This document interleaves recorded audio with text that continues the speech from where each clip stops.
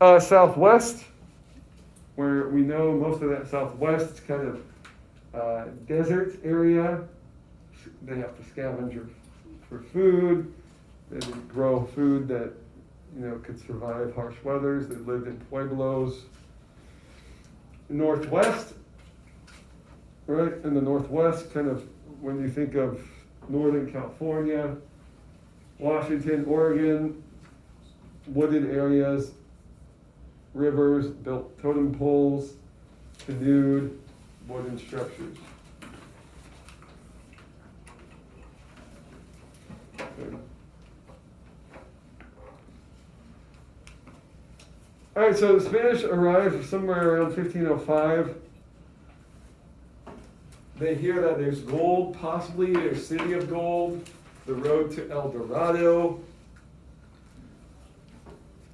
They brought things with them, much like just any culture has. They have their religion and their way of life. So they bring Christianity, horses, tools. They bring beverages that the Native Americans haven't seen before, and alcohol. They brought disease, and along with that came death. Right, if your immune system is strong, to diseases that exist from where you're from, you may be more vulnerable when you go to other places that really have some different diseases that are just widely spread. Right, if you ever travel like overseas, especially Africa, what kind of immunization do they ask you to get? No? What immunization do they ask if you go to kind of like Africa? Not quite Ebola, yeah. Malaria, right? Malaria. And so those are some things that people in North and South America aren't used to having. And so that's why we take those measures. Spanish settlers seized lands, they broke treaties, they either took it by force because, again, maybe the weapon technology they had was greater. So natives then were forced to relocate because, hey, the Spanish come around and they say, this place is where we want to be now. And it was in quality land, so they had to settle in poorer places and possibly closer to their neighboring rival tribes. Okay, today, at least in the United States recognizes 337 reservation spots, places for Native Americans to live. There's 13 states that have none at all. All right, check this out. This is kind of interesting. The state of West Virginia has a reservation, a Navajo reservation. Well, Arizona has a Navajo reservation that is the size of the state of West Virginia. Okay. So these large allotments of land that the federal government allotted to these people are in some ways quite large. And they're quite poor too. Where do they live? What? Where do they live? They generally don't live in traditional homes that their ancestors do. They do live in kind of more modern homes, but they do lack maybe the electricity and the plumbing that you would see in a city outside the reservation. So the question we have to ask, well, can we learn about these people from history? And that the answer always is yes. Oh, it's the Washington football. It's the Washington football team because the Redskins is no longer their name. The Kansas City Chiefs, you can see their arrowhead and the KC, right, paying homage to the Native Americans there. Their stadium, I think, is called Arrowhead. The Seahawks, right, that's kind of a native type symbol right there. You see them on totem poles and things of that nature. So there's different innovations that have come from Native American groups. Chewing gum, rubber balls, even chocolate that was discovered. Birth control drugs, pain medicines. We talked about the medicine men and knowing what to do in certain situations. They would have developed some pain medicines. They were able to domesticate, meaning use and farm corn, potatoes, tobacco, peanuts, beans. So much of the food that was found in the Americas can be traced back to Americas around the world. Okay.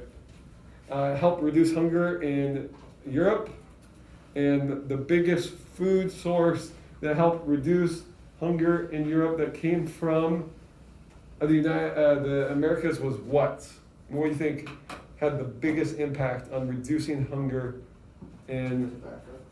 No, that was more fun, recreational. Yeah, Davis. Potatoes? It was potatoes. Potatoes are high in starch, and so you could people can get feel the sense of fullness once they eat potatoes. They're very minimal work to grow potatoes, and so we see Europe that was dying of disease and hunger during this time.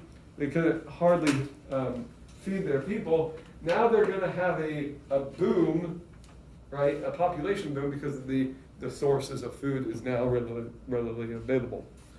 Snow goggles, duck decoys, parkas, moccasins. We can thank the Native Americans for those things. Words that we may see today that come from the native languages.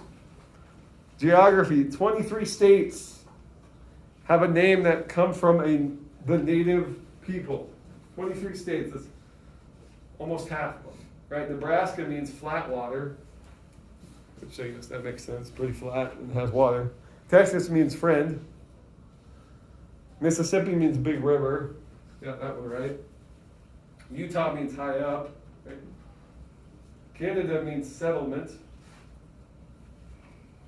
So a lot of these words we have adopted into our own vocabulary. Tomato, coyote, Hopi, Caribbean, barbecue, canoe, hurricane, toboggan, chipmunk, potlatch. Massachusetts had the first Bible printed to a Native American. Native American group there in 1663. I'm going to get this back up here in a moment, but some other geography terms that we get, and I'm pretty sure I'll have to catch back up.